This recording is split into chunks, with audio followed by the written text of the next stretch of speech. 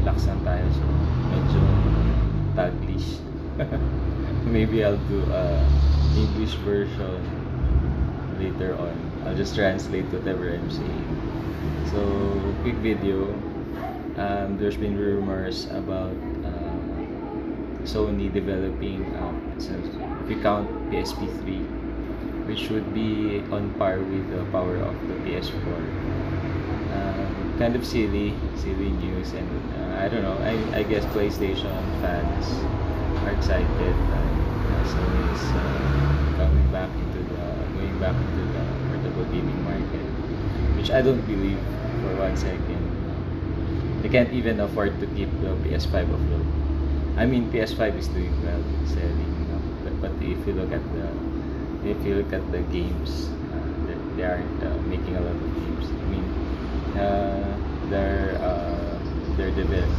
game development isn't that should I say dynamic. They have a bunch of sequels, not many new IPs. Smaller devs, they I think shut down or cut employees. There you go. A company that's slashing, like cutting their workforce is not really. They're not directly bragging, but they're like sending out. Like who's sending out these leaks? It's Sony. It's usually like that. Yeah. Well, anyway. So if Nintendo, like the thing is like so like PlayStation fans say, of course, like, Nintendo should be looking over their shoulder, like Sony's coming back again. Nah, I mean, if I had to guess, like if there was some an entity that could threaten Nintendo at this time, it'll come like from nowhere, and I'm guessing it will be coming from the Chinese market. But so I'm kind of a know-it-all.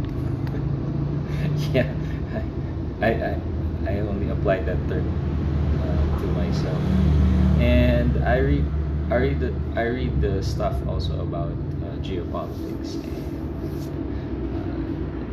geopolitics related to tech news or computers. So if anyone's familiar with this, there's ongoing chip wars between the United States and China. Well, to explain it briefly, US is trying to hamper or dwarf the development of Chinese chip making. Chip, we mean in like Intel, AMD, Nvidia chips, like that, like the heart and soul of our computing devices, like laptops, like cell phones, and gaming devices like PlayStation, Xbox, Nintendo Switch. So why did I say this? That there's a storm brewing that will eventually lead to China or a Chinese company, most likely Tencent, like the biggest multimedia company in the world right now. Most probably Tencent developing their own handheld or their own gaming console to compete with PlayStation, Xbox, and Nintendo. So why do I say this? This ongoing chip wars has forced the Chinese companies to develop their own domestic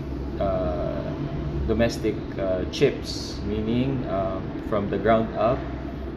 They're developing to avoid royalties, to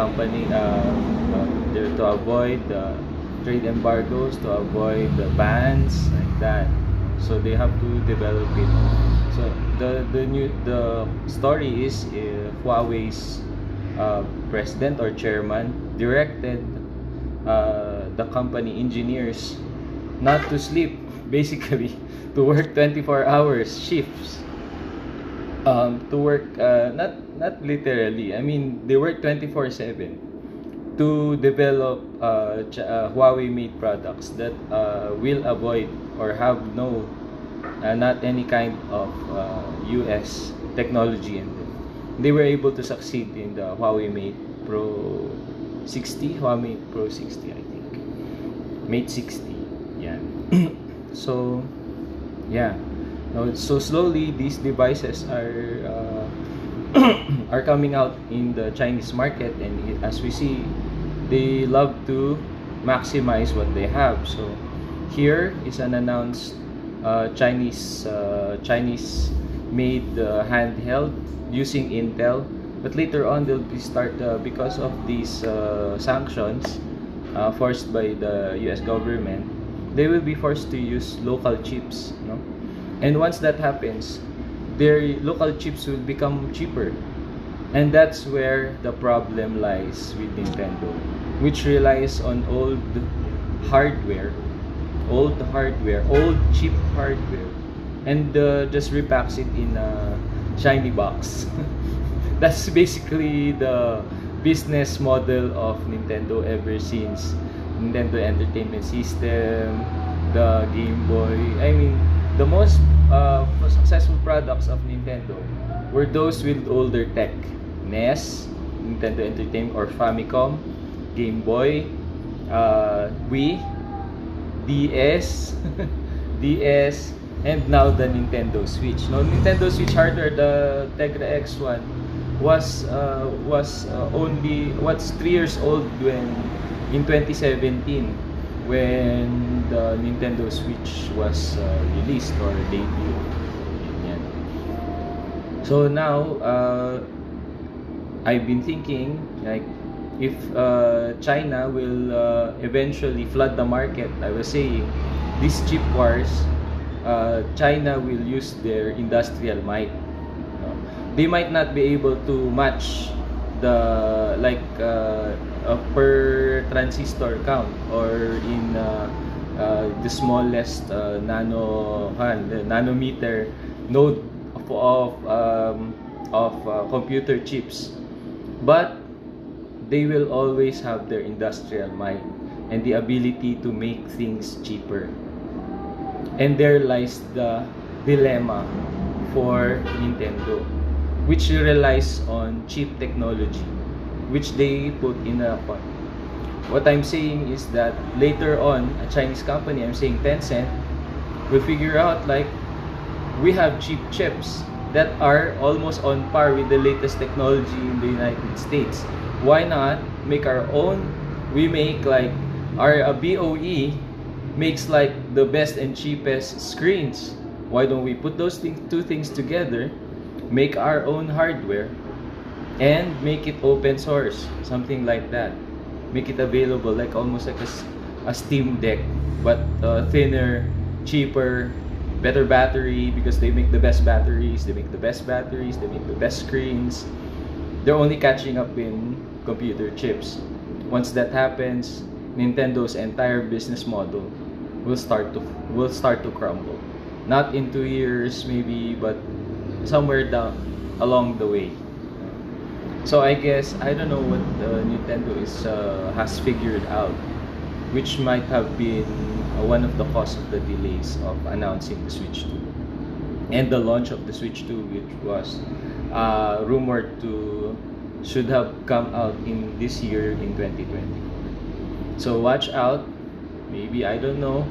I will be surprised maybe this year, because Nintendo has left a void, no, by not announcing Switch 2 this year, by not launching Switch 2 this year. They've created a void for a handheld that is on par with the power of the PS4. Okay, on par with the PS4 graphical power, at a modest price, with good battery.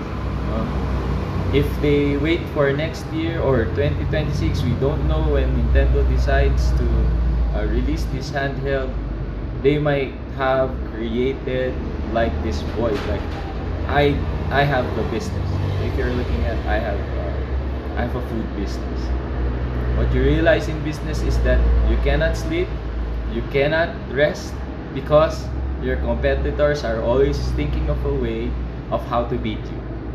So now Nintendo delays Switch 2 for a year, and the Switch, the original Switch is already not aging.